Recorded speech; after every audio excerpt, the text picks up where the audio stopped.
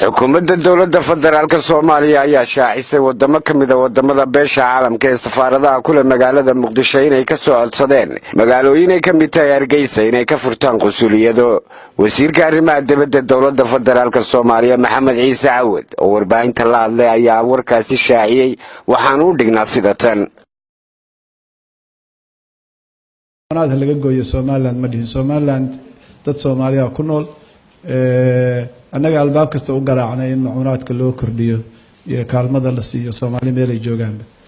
anigu horta wasaaradda arrimaha dibadda waxna waraaq ma qorin laakiin xataa wasaaradda qorsheyntu waxay qortay ujeedadeedu ma ahayn in Soomaaliland loo diido horumar. Soomaaliland waa dad Soomaaliyeed oo istaahil horumar, dawladda Soomaaliyeedna way ogolaatay.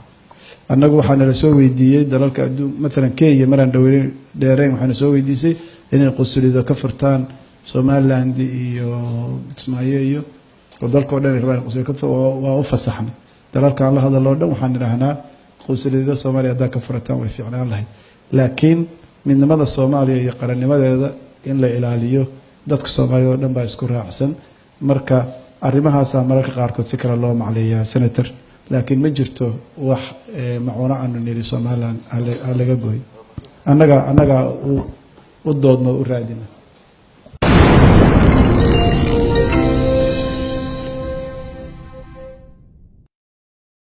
Maxamed Tirike, wararka Bulsho TV.